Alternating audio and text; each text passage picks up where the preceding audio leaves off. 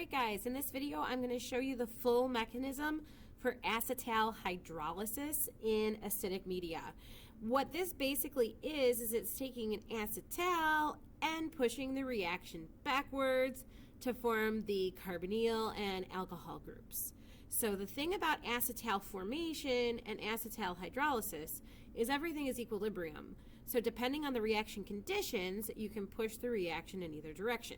So here we're going to have an excess of water. That's how you know it's hydrolysis. We're going to be using water in order to push this reaction forward to undo the acetal formation.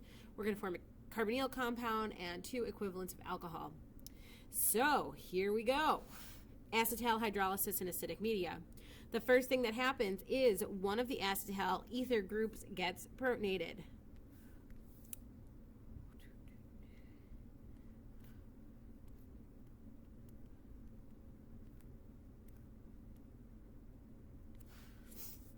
Wow, that's a terrible looking alcohol group. Let's try that again. There we go. All right. So what that does for us is it turns something into a very good leaving group. Now there are 2 options to this. The book I'm using to teach from shows just now that we turned that into a very good leaving group. It just shows it leaving. Oh, I'm so sorry. That's step 1 is protonation of one of the acetal groups. Step 2 is the leaving group leaves. So the book that I'm using to teach from shows that leaving group just leaving, and you're left with a carbocation, and there's where 1 equivalent of the alcohol comes from. That's totally fine. I get it. In my opinion, a better mechanism would be to show that this lone pair of electrons on that oxygen actually come down to help push the leaving group away. And what that gives you is the protonated carbonyl. It doesn't matter either way because those are just resonance structures of each other. So the resonance structure of that protonated carbonyl that I've just drawn for you is the carbocation that I had there before. They're the same, they're just resonance structures of each other. Okay, so that's the second step, the leaving group leaves. Now that we have that carbonyl, or we have that protonated carbonyl, whatever you want to say, the carbocation or the protonated carbonyl, we can do nucleophilic attack on that. So now again, remember, this is all equilibriums. We just made a nucleophile. We just made ethanol. Ethanol could absolutely attack that carbocation. The only thing is that we would be going backwards. Also, the carbocation, or the protonated carbonyl, is going to look around to see what do we have in the greatest amount. What we have in the greatest amount is water. We're just like flooding this reaction with water.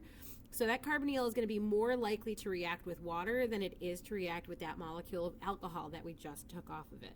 So water is going to come in. So here's our water molecule. I'm going to show it coming in on this carbocation. Again, it doesn't matter. It could go to either one of them, the carbocation or the protonated carbonyl, because they are the same. They are just resonance structures of each other. All right, I'm going to go this way because I'm totally going to run out of room. There's our acetal ether group, and then here's where our water came in.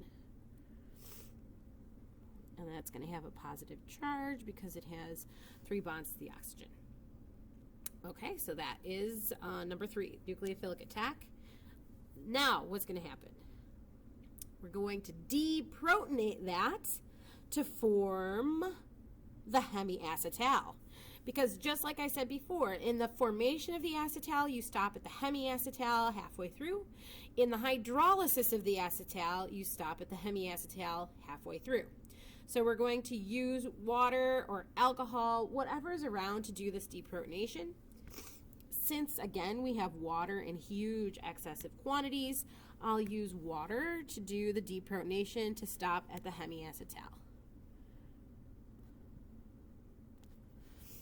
This is step number 4.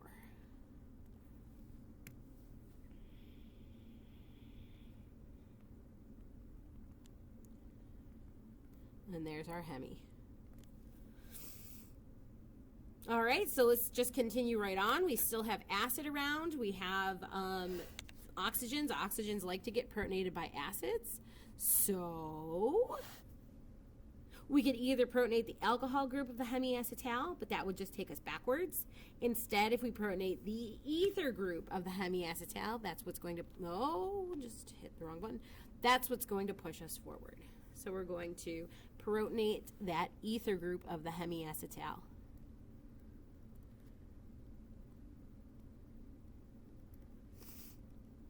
And what does that do for us? Oh, I'm so sorry. That is step number 5. What does that do for us? Turns it into a very good leaving group. So again, the leaving group can just leave. That'll form a carbocation. But again, I really like to show the electrons on the oxygen coming down to push the leaving group away.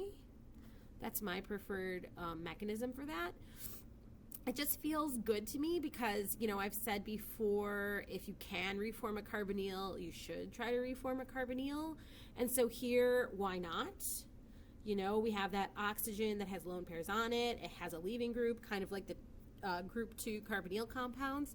But it doesn't matter. Again, the book I'm using to teach from, which is Smith's 6th with biological topics, shows it forming the carbocation and then having the resonance structure. It doesn't matter. They're all just resonance structures of each other. I'm going to show it like this for right now. So this is sort of combined 6 and 7 where the leaving group is leaving and we get resonance happening.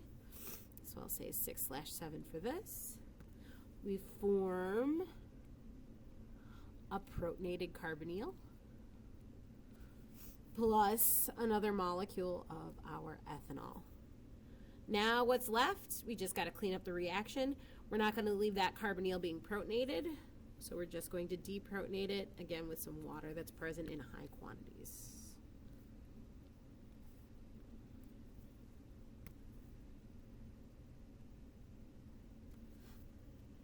So really these acetal formations and the acetal hydrolysis, it's just sort of looking at the problem and seeing what's going to get you closer to what the answer is.